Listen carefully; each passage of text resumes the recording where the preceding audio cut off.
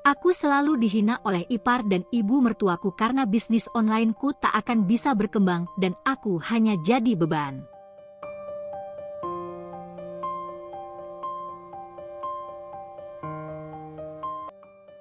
Namaku Lestari, seorang ibu rumah tangga yang menjalankan bisnis afiliate di toko online. Aku menikmati pekerjaanku meskipun hasilnya belum sebesar pekerjaan kantoran. Namun, di mata kakak iparku, Rina, pekerjaanku tak lebih dari sekadar kesibukan iseng yang tak bernilai. Sejak dia diangkat menjadi direktur di sebuah perusahaan ternama, caranya memandangku semakin berubah. Kata-katanya tajam, penuh sindiran, seolah kesuksesan hanya milik mereka yang duduk di balik meja kantor dengan setelan rapi. Lebih menyakitkan lagi, ibu mertuaku tak pernah sekalipun membelaku. Setiap kali Rina berbicara, beliau mengangguk setuju, memujinya setinggi langit sambil melirikku dengan tatapan meremehkan. Aku seakan bayangan di rumah ini, ada, tapi tak dianggap. Aku tahu pekerjaanku mungkin tak berkilau di mata mereka. Aku tahu mereka mengukur kesuksesan dari gelar dan gaji besar. Tapi aku juga tahu, aku tidak bisa selamanya membiarkan mereka menginjak harga diriku. Aku punya mimpi, dan suatu hari nanti, mereka akan melihat bahwa aku lebih dari sekedar ibu rumah tangga dengan bisnis online kecil-kecilan. Sejak Rina menjabat sebagai direktur, sikapnya semakin angkuh. Cara bicaranya berubah, nadanya penuh superioritas, seolah hanya dia yang paling berharga di ruangan. Setiap pertemuan keluarga menjadi ajang baginya untuk menegaskan betapa tinggi pencapaiannya dan betapa kecil diriku di matanya. Dia tak pernah melewatkan kesempatan untuk merendahkanku, baik secara langsung maupun tersirat. Seperti tadi siang, saat kami berkumpul di rumah mertua untuk makan siang bersama. Aku baru saja meletakkan sepiring ayam bakar di meja ketika Rina menatapku dengan senyum sinisnya. "Oh, Lestari, kamu masih sibuk dengan bisnis kecilmu itu?" katanya, suaranya terdengar manis di permukaan, tapi ada nada meremehkan yang tajam di baliknya. Aku menghela napas pelan, mencoba untuk tidak terpancing. "Iya, masih." "Alhamdulillah, lumayan buat tambahan," jawabku dengan tenang. Rina tertawa kecil sambil menyendok nasi ke piringnya. "Wah, tetap semangat ya. Soalnya, bisnis online itu kan untung-untungan. Hari ini laku, besok belum tentu, ya kan?" Aku menggigit bibir bawahku, menahan diri untuk tidak membalas. Tapi sebelum aku sempat berkata apa-apa, ibu mertua sudah ikut bersuara. "Ya, namanya juga kerja dari rumah. Beda sama Rina yang jelas masa depannya. Punya jabatan, gaji tetap, dihormati banyak orang," katanya dengan bangga, menatap putrinya penuh kebanggaan. Aku tersenyum hambar. "Tapi, Bu, bisnis online juga bisa sukses kalau ditekuni," ucapku, berusaha membela diri. Rina tertawa kecil lagi, kali ini lebih keras. Iya. Tapi jujur aja deh, Tar. Bisa nggak bisnis kecilmu itu nyamain gaji kantoran? Apalagi selevel direktur seperti aku." Seketika, ruangan terasa lebih sempit. Aku bisa merasakan tatapan semua orang tertuju padaku, menunggu reaksiku. Ada yang tampak iba, tapi lebih banyak yang hanya diam seolah setuju dengan Rina. Aku menelan ludah, berusaha meredam gejolak emosiku. "Aku mungkin belum sehebat kamu, Rina. Tapi aku bekerja dengan caraku sendiri. Aku nggak butuh jabatan tinggi untuk merasa berarti," jawabku, kali ini dengan suara lebih tegas. Tapi Rina hanya mengangkat alisnya, lalu tersenyum dengan ekspresi seolah berkata, "Kasihan sekali kamu ini." Aku tahu, baginya, aku tetap bukan siapa-siapa. Aku menarik napas panjang. Aku tak butuh pengakuan dari mereka. Tapi suatu hari nanti, Aku akan membuktikan bahwa aku lebih dari sekadar ibu rumah tangga yang menjalankan bisnis kecil. Aku akan membuat mereka melihatku dengan cara yang berbeda. Hari itu, aku pergi ke rumah sakit untuk kontrol rutin menggunakan BPJS. Prosesnya memang memakan waktu lebih lama karena aku harus antre, tapi aku sudah terbiasa dan bersyukur masih bisa mendapatkan layanan kesehatan tanpa harus mengeluarkan biaya besar. Namun, ketika aku pulang ke rumah mertua untuk menjemput anakku, aku justru disambut dengan ejekan yang menyakitkan. Rina sedang duduk santai di ruang tamu bersama ibu mertua.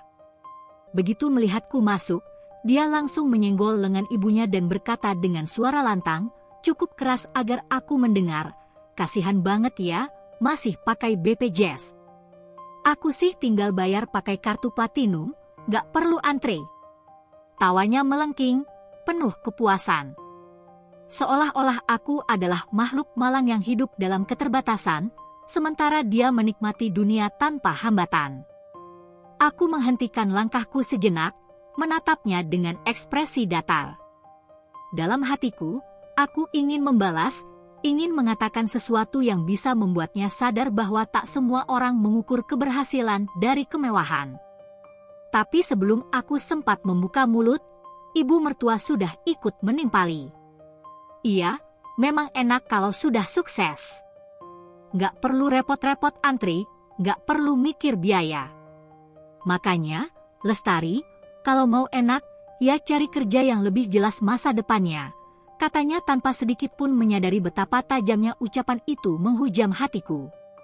Tanganku mengepal di sisi tubuhku. Aku menarik napas dalam, menelan kepedihan yang menggumpal di tenggorokanku. Nggak ada yang salah dengan pakai BPJS, Bu. Itu hak semua warga negara. Dan aku bersyukur masih bisa mendapatkan fasilitas kesehatan tanpa harus membebani suami, jawabku dengan suara setenang mungkin. Rina tertawa kecil, matanya berkilat penuh kepuasan. Iya, syukuri aja. Namanya juga pilihan hidup, ya kan? Katanya dengan nada meremehkan. Aku tersenyum tipis, menatapnya dengan mata tajam. Iya, pilihan hidup. Sama seperti kamu memilih mengukur kebahagiaan dari kartu kredit dan jabatan. Aku memilih untuk tidak merasa minder hanya karena tidak hidup bergelimang kemewahan, balasku, kali ini tanpa ragu. Sejenak, ekspresi Rina berubah. Tawanya terhenti, dan bibirnya menegang. Aku tahu, aku mungkin bukan direktur seperti dia, tapi aku tidak akan membiarkan diriku diperlakukan seperti orang yang tak berharga. Aku menggenggam erat tas di tanganku, lalu melangkah keluar rumah mertua dengan kepala tegak. Dalam hati, aku berjanji pada diriku sendiri, suatu hari nanti, aku akan membuktikan bahwa harga diri dan keberhasilan bukan ditentukan oleh kartu platinum atau antrean rumah sakit. Aku akan sukses dengan caraku sendiri. Setiap bulan, tanpa pernah terlewat, Rina selalu membeli perhiasan baru, cincin berlian, kalung emas, atau gelang dengan desain eksklusif. Dan setiap bulan pula, dia memastikan aku tahu tentang itu. Seperti hari ini.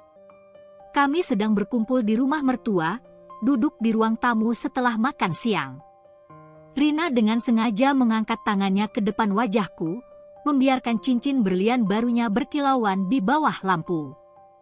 "Lihat, Lestari. Cantik, kan?" Katanya sambil tersenyum penuh kemenangan. "Baru beli minggu lalu. Limited edition, loh. Oh, tapi kamu pasti belum tahu model-model kayak gini, ya?"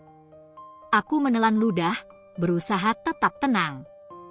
"Iya, bagus," jawabku singkat, berusaha menghindari perangkapnya.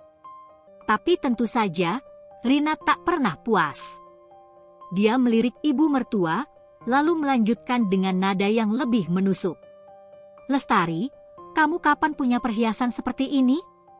"Oh iya, lupa, kamu kan cuma jualan online," katanya dengan nada sinis, lalu tertawa kecil. Ibu mertua yang duduk di sampingnya ikut tersenyum samar, seolah menikmati percakapan itu. Iya, perhiasan itu kan lambang kesuksesan perempuan. Kalau kerja cuma dari rumah, ya susah buat beli yang beginian, katanya pelan, tapi cukup menusuk. Aku meremas ujung jilbabku, berusaha menahan perasaan yang berkecamuk di dada. Aku tahu mereka menganggapku kecil, menganggap pekerjaanku tidak ada artinya. Tapi aku tidak akan membiarkan mereka menghancurkan harga diriku. Aku mengangkat wajah, menatap Rina dengan senyum tipis. Perhiasan memang cantik, Rina. Tapi buatku, kebebasan waktu dan bisa bekerja tanpa tekanan lebih berharga dari sekedar cincin berlian, ucapku tenang. Rina menaikkan alisnya, jelas tak menyangka aku akan menjawab seperti itu. Tapi aku belum selesai. Oh, dan satu lagi. Bisnis online memang terlihat kecil di mata orang yang hanya melihat dari luar. Tapi aku percaya, kalau ditekuni, hasilnya bisa lebih besar dari sekedar gaji bulanan, bahkan bisa beli lebih dari sekedar perhiasan limited edition, lanjutku, kali ini dengan nada lebih tegas. Rina terdiam sejenak, lalu terkekeh. Ya sudah, kita lihat saja nanti, katanya sambil memainkan cincin di jarinya. Aku tersenyum, kali ini lebih mantap. Ya, kita lihat saja nanti. Aku akan membuktikan bahwa kesuksesan tidak hanya diukur dari seberapa banyak emas yang melingkar di jari, tapi dari seberapa besar perjuangan dan ketekunan seseorang dalam meraih impiannya. Acara keluarga yang seharusnya menjadi momen hangat justru selalu menjadi ajang pembandingan bagiku. Hari itu, kami berkumpul di rumah mertua untuk makan malam bersama. Suasana ramai, suara gelak tawa memenuhi ruangan, tapi aku tahu, cepat atau lambat, akan ada percakapan yang membuatku merasa seperti orang asing di tengah keluarga ini. Dan benar saja, saat Rina mulai bercerita tentang proyek besar yang baru saja ia tangani di kantornya, ibu mertua langsung menatapku dengan tatapan penuh arti. Lihat Rina, katanya dengan nada bangga.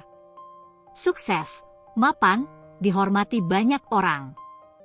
Kamu kapan, Tari? Masa cuma gini-gini aja? Seketika, aku merasa dadaku sesak. Aku tahu ibu mertua tidak pernah benar-benar menghargai apa yang kulakukan, tapi mendengar kata-kata itu di hadapan keluarga besar membuat hatiku terasa teriris. Seolah semua kerja kerasku, semua perjuanganku dalam bisnis online yang kutekuni, tidak ada artinya sama sekali. Rina tersenyum tipis, memainkan sendoknya sambil melirikku sekilas.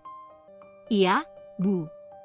Mungkin Tari butuh motivasi lebih supaya bisa berkembang, katanya, pura-pura peduli tapi jelas ada nada meremehkan di balik ucapannya. Aku menggigit bibir bawahku, berusaha menahan emosi yang hampir meledak. Aku menatap ibu mertua, lalu berkata dengan suara setenang mungkin, meski aku tahu ada getaran di dalamnya. Bu, sukses itu bukan cuma soal jabatan dan gaji besar. Setiap orang punya jalannya sendiri-sendiri. Aku memang belum sehebat Rina, tapi aku bekerja dengan caraku sendiri, dan aku bangga dengan apa yang sudah aku capai. Ibu mertua menghela napas, seolah bosan dengan jawabanku. Iya, iya. Tapi tetap saja, kalau punya karir yang jelas seperti Rina, kamu nggak perlu susah payah jualan online begitu, katanya sambil menyendok makanan ke piringnya. Aku tersenyum tipis, meskipun hatiku masih terasa sakit. Bu, aku nggak merasa susah. Aku menikmati pekerjaanku. Dan siapa tahu, suatu hari nanti, bisnis kecilku ini bisa lebih besar dari yang ibu bayangkan, jawabku, kali ini dengan lebih percaya diri. Rina tertawa kecil, menatapku dengan ekspresi seolah berkata mimpi saja terus, Tari. Tapi aku tak peduli. Aku tidak butuh pengakuan dari mereka. Yang aku butuhkan adalah tekad dan keyakinan bahwa aku bisa berhasil dengan caraku sendiri. Suatu hari nanti, mereka akan melihat bahwa aku bukan sekadar ibu rumah tangga yang jualan online. Aku akan membuktikan bahwa aku juga bisa sukses, dengan atau tanpa pengakuan mereka. Aku berusaha bersabar dan tetap berjuang, meskipun kata-kata mereka terus terngiang di kepalaku. Aku tahu tidak mudah menjadi diriku di tengah keluarga ini, dianggap remeh, dibanding-bandingkan, dan seolah-olah aku tidak cukup baik hanya karena jalanku berbeda. Tapi aku tidak sendiri. Malam itu, setelah acara keluarga yang melelahkan, aku duduk di kamar, menatap jendela dengan perasaan campur aduk. Rasanya ingin menangis, tapi aku menahannya. Aku tidak ingin terlihat lemah. Tiba-tiba, aku merasakan genggaman hangat di tanganku. Aku menoleh dan melihat Andi, suamiku, menatapku dengan lembut. Dia tahu aku terluka, meskipun aku tidak mengatakannya. "Jangan dengarkan mereka, Tari," katanya pelan, ibu jarinya mengelus punggung tanganku dengan penuh kasih. "Aku bangga sama kamu." Aku mengerjap, mencoba menahan air mata yang hampir jatuh. Tapi, Mas, mereka selalu menganggap aku gagal. Selalu membandingkan aku dengan Rina. Seolah-olah aku ini gak ada artinya, suaraku bergetar, tapi aku berusaha tetap tegar. Andi menghela napas, lalu menarikku ke dalam pelukannya. "Dengar, Tari. Kamu bekerja keras, kamu gak pernah menyerah. Aku lihat sendiri bagaimana kamu berjuang untuk bisnis kamu, mengurus rumah, dan tetap jadi ibu yang hebat buat anak-anak kita. Itu lebih dari cukup. Mereka boleh bicara apa saja, tapi yang tahu nilai kamu sebenarnya adalah aku." Aku memejamkan mata, membiarkan kata-katanya meresap ke dalam hatiku. Pelukan Andi begitu hangat, menenangkan. Sejenak, semua ejekan dan hinaan yang kudengar hari ini terasa jauh. Suatu hari nanti, mereka akan melihat. Mereka akan sadar kalau mereka salah menilaimu, lanjut Andi, suaranya penuh keyakinan. Dan kalaupun mereka tidak pernah menyadarinya, itu nggak masalah. Yang penting, kamu tetap berjalan di jalanmu sendiri, dengan bangga. Aku mengangguk pelan, menguatkan diriku kembali. Aku tahu aku tidak sendiri. Aku punya Andi. Aku punya keluargaku sendiri. Dan aku punya impian yang akan aku perjuangkan, sekeras apapun jalannya.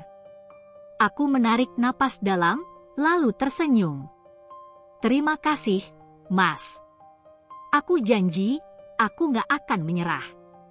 Dan dalam hati, aku berjanji lebih dari itu. Aku akan membuktikan bahwa aku bisa sukses, bukan untuk mereka yang meremehkanku, tapi untuk diriku sendiri, dan untuk orang-orang yang selalu percaya padaku. Hari itu, keluarga besar berkumpul di sebuah restoran untuk merayakan ulang tahun ayah mertua. Semua orang tampak menikmati suasana, bercengkerama dengan santai.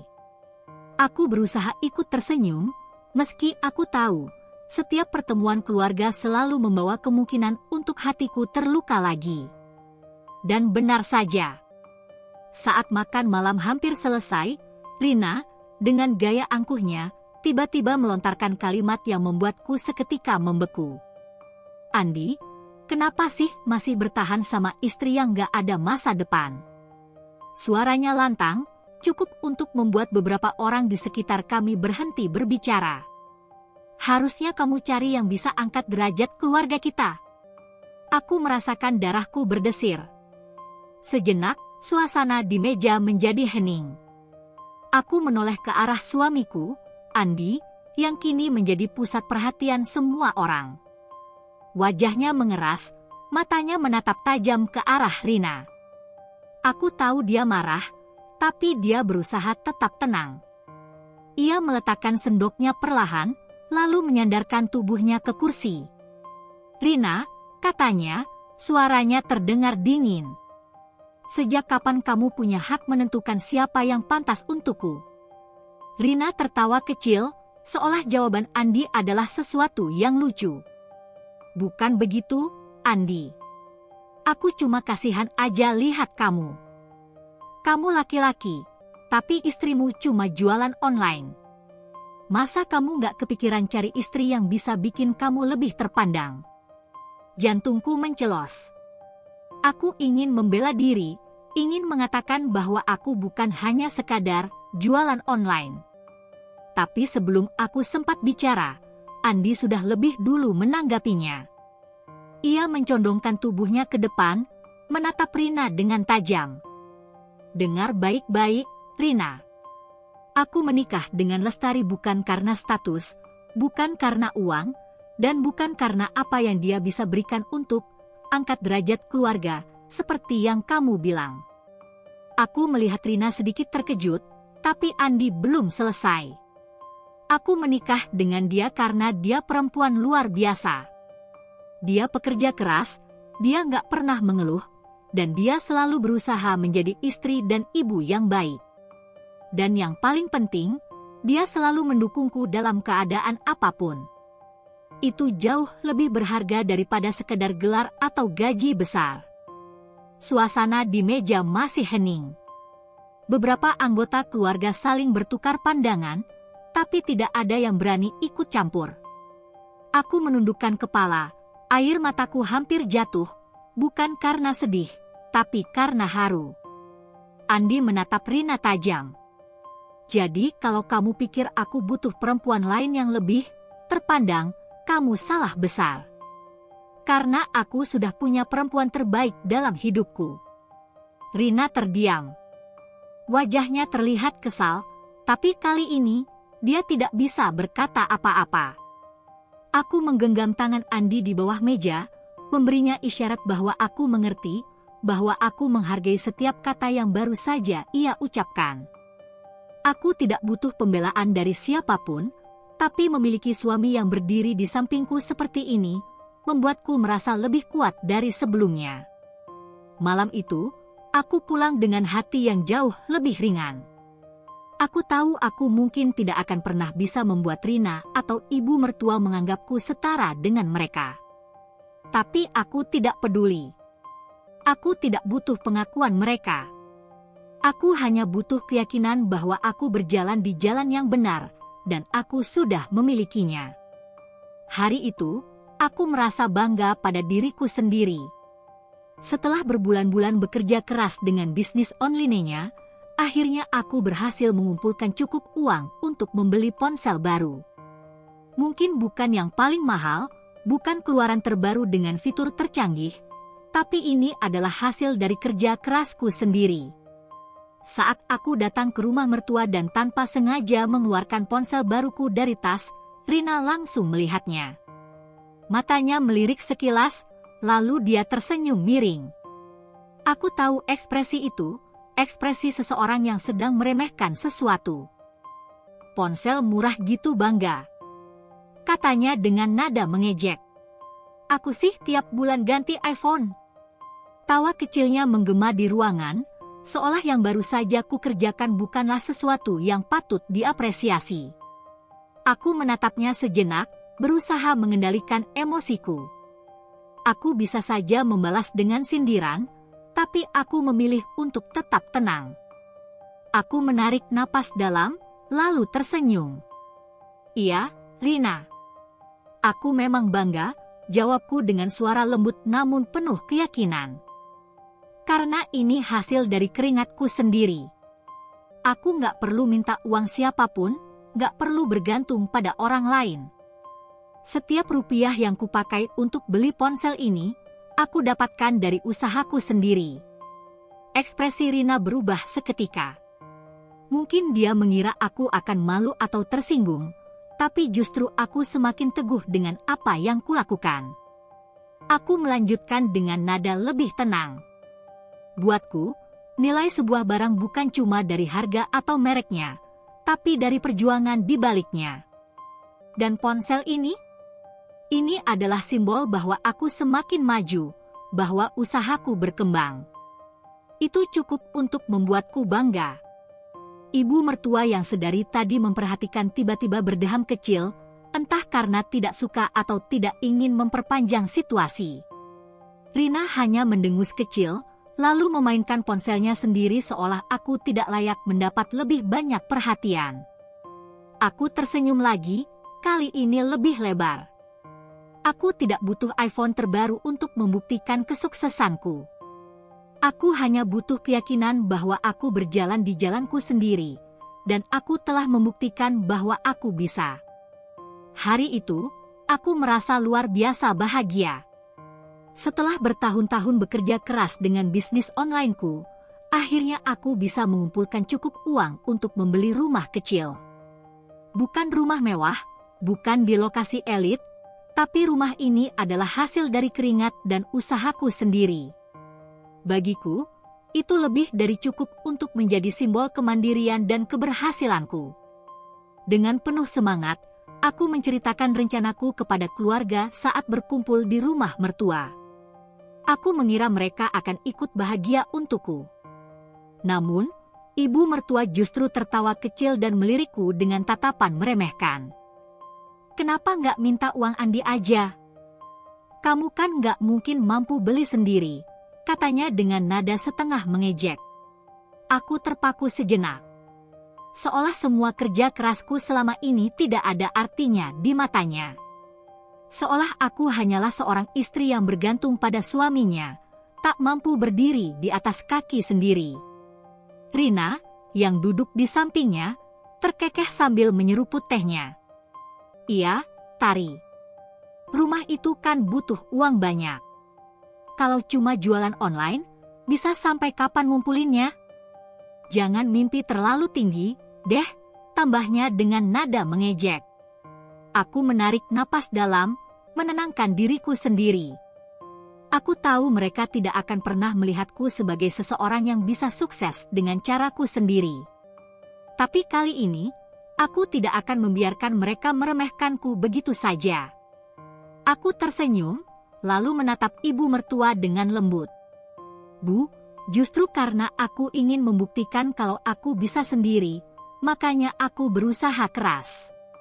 Aku ingin punya rumah yang kubeli dengan hasil jerih payahku sendiri, tanpa harus bergantung pada siapapun, bahkan Andi.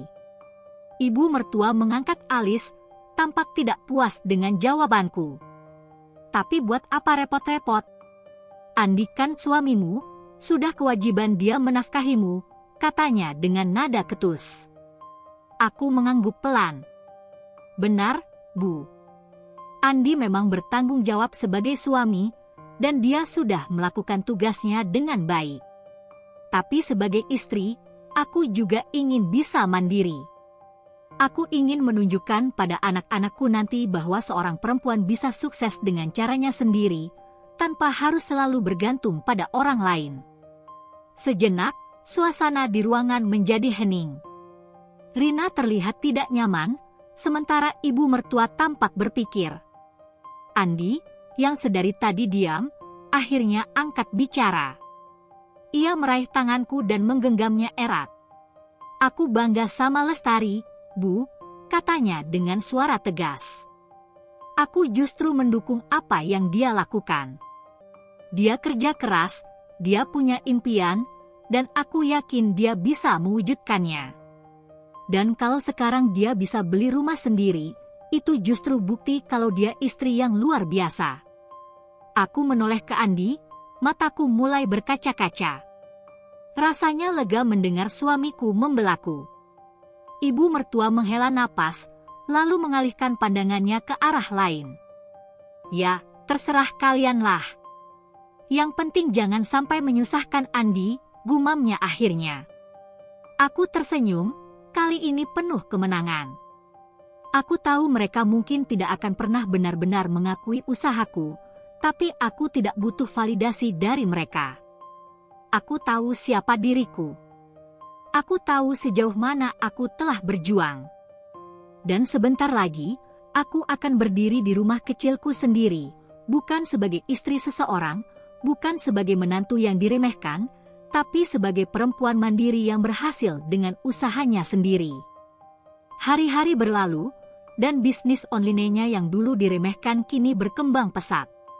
Aku mulai merekrut beberapa karyawan untuk membantuku menangani pesanan yang semakin banyak. Rasanya luar biasa melihat kerja kerasku membuahkan hasil. Aku bukan lagi sekadar ibu rumah tangga yang jualan online, aku adalah pemilik bisnis yang sedang tumbuh. Namun, tentu saja, tidak semua orang senang dengan pencapaianku. Saat acara keluarga di rumah mertua, aku secara tidak sengaja menyebutkan bahwa aku baru saja merekrut beberapa karyawan untuk membantu operasional bisnisku. Aku tidak bermaksud pamer, hanya berbagi cerita. Tapi Rina, seperti biasa, selalu punya cara untuk menjatuhkan semangatku. Ia menyeringai sinis sambil menyilangkan tangan di dadanya. Hah, karyawan. Katanya, suaranya dipenuhi nada mengejek. Paling sebentar lagi bangkrut, lihat aja. Beberapa anggota keluarga terdiam, tak tahu harus menanggapi seperti apa. Aku merasakan tatapan mereka tertuju padaku, seolah mereka menunggu reaksiku. Aku menatap Rina, tersenyum tipis, lalu berkata dengan tenang, "Mungkin menurutmu begitu, Rina. Tapi aku percaya bahwa usaha yang dikerjakan dengan tekad dan kerja keras gak akan mudah hancur. Justru ini baru permulaan." Rina tertawa kecil, lalu menyeruput minumannya. "Percaya diri banget. Tapi jangan sampai nanti malu sendiri, ya." Aku menghela napas, tapi tetap tersenyum. Aku tahu Rina tidak akan pernah mengakui keberhasilanku, tidak peduli seberapa besar bisnis yang kubangun. Tapi aku juga tahu satu hal, aku tidak butuh validasi darinya. Andi, yang sejak tadi diam, tiba-tiba angkat bicara. "Tari gak perlu membuktikan apapun ke kamu, Rina. Dia sudah membuktikan segalanya dengan kerja kerasnya sendiri. Dan kalaupun ada yang perlu malu nanti, bukan Tari." Tatapan Rina berubah seketika, jelas tak menyangka Andi akan membelaku seperti itu. Ibu mertua pun hanya melirik sekilas tanpa berkata apa-apa. Aku tersenyum, merasa lebih kuat dari sebelumnya. Aku tidak peduli seberapa sering mereka meremehkanku. Aku tahu jalan yang kutempuh, dan aku tidak akan berhenti hanya karena kata-kata orang lain. Suatu hari nanti, mereka tidak akan bisa lagi menertawakan aku. Karena saat itu tiba, akulah yang akan tersenyum terakhir. Kehidupan memang seperti roda yang berputar. Yang di atas bisa turun kapan saja, dan yang di bawah bisa naik jika terus berusaha. Dan itulah yang terjadi pada Rina. Suatu hari, kabar mengejutkan menyebar di keluarga besar. Perusahaan tempat Rina bekerja mengalami kerugian besar akibat kesalahan manajemen. Banyak karyawan dipecat, termasuk Rina. Namun, yang membuatnya lebih menyakitkan, dia tidak hanya kehilangan jabatannya, tetapi juga dipecat dengan tidak hormat. Ibu mertua yang biasanya selalu membanggakan Rina kini terlihat gelisah dan murung. Saat aku datang berkunjung, dia hanya bisa menghela napas panjang. "Tari, kamu sudah dengar soal Rina?" Tanyanya dengan suara lemah. Aku mengangguk pelan. "Iya, Bu. Saya dengar." Ibu mertua mengusap wajahnya, tampak frustasi. Dulu dia selalu bilang kalau dia paling hebat, paling sukses. Tapi sekarang, semua hilang begitu saja. Aku nggak tahu harus bagaimana. Aku bisa merasakan kesedihan dalam suaranya. Bagaimanapun, dia adalah seorang ibu yang melihat anaknya jatuh dari tempat yang tinggi. Beberapa hari kemudian, saat acara keluarga, aku akhirnya bertemu langsung dengan Rina. Berbeda dari biasanya, kali ini tidak ada senyum angkuh atau tatapan meremehkan. Matanya tampak lelah, dan wajahnya tidak lagi memancarkan kepercayaan diri seperti dulu. Aku mendekatinya dengan hati-hati. "Rina, apa kabar?" Tanyaku lembut. Dia menatapku sekilas, lalu menghela napas panjang. "Kamu pasti senang lihat aku jatuh begini, kan?" Suaranya terdengar pahit. Aku menggeleng. "Enggak, Rina. Aku nggak pernah senang melihat orang lain menderita, apalagi keluarga sendiri. Dia terdiam, mungkin tidak menyangka aku akan mengatakan itu. Aku melanjutkan dengan suara yang lebih tenang. Hidup memang nggak selalu berjalan sesuai rencana. Kadang kita di atas, kadang di bawah. Tapi itu bukan akhir segalanya. Kamu masih bisa bangkit, Rina. Dia tertawa kecil, namun tidak ada nada kebahagiaan di sana. Bangkit gimana? Aku nggak punya apa-apa lagi. Dulu aku pikir aku kuat, ternyata semua yang kubangun bisa runtuh dalam sekejap. Aku menatapnya dengan penuh empati. Justru sekarang kamu tahu, kan, kalau kesuksesan itu bukan cuma soal jabatan atau harta? Yang paling penting adalah bagaimana kita bertahan dan tetap berusaha. Mungkin dulu kamu meremehkan pekerjaanku, tapi lihat sekarang. Aku bisa bertahan, bukan karena aku lebih hebat, tapi karena aku terus berjuang, tanpa menggantungkan semuanya pada satu hal saja. Rina terdiam lama. Matanya berkaca-kaca, tapi dia tidak mengatakan apa-apa. Aku tahu dia butuh waktu untuk menerima kenyataan ini. Sebelum pergi, aku berkata pelan, kalau kamu butuh bantuan, aku ada di sini. Aku tahu rasanya jatuh, tapi aku juga tahu bagaimana rasanya bangkit lagi. Untuk pertama kalinya, Rina tidak membalas dengan kata-kata pedas. Dia hanya menatapku, lalu mengangguk pelan. Hidup memang penuh kejutan.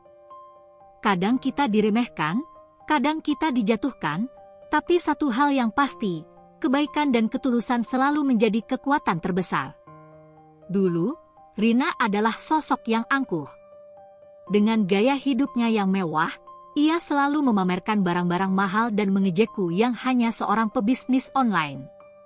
Baginya, harga diri diukur dari jumlah nol di rekening dan merek barang yang dipakai.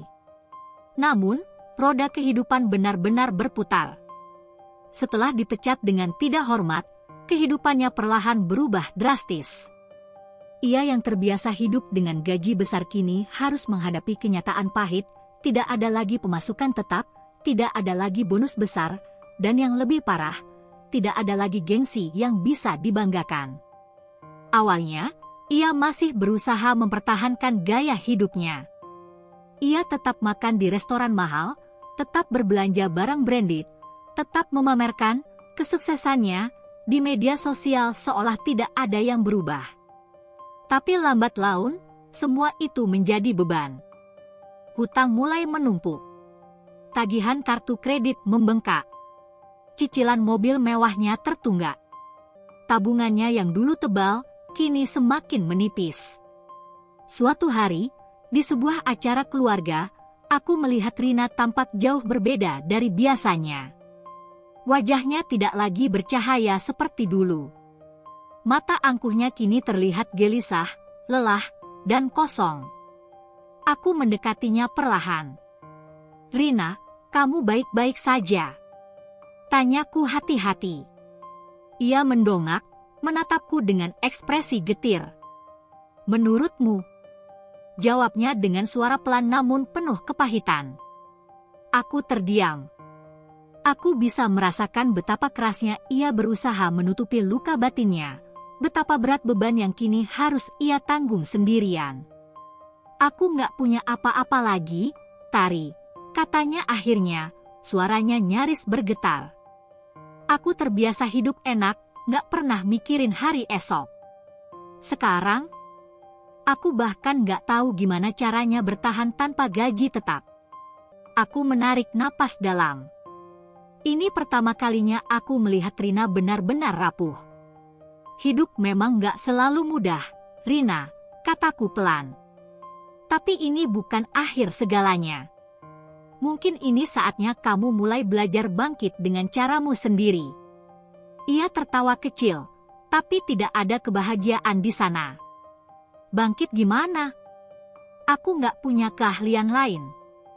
Selama ini aku hanya tahu bagaimana cara menghabiskan uang, bukan mencari uang." Aku tersenyum tipis. Mungkin ini saatnya kamu mulai belajar dari nol. Semua orang pernah jatuh, Rina. Tapi bukan jatuhnya yang menentukan, melainkan bagaimana kamu memilih untuk bangkit. Dia menatapku lama, seakan menimbang kata-kataku. Untuk pertama kalinya, aku tidak melihat kesombongan di matanya, hanya ketakutan dan kebingungan.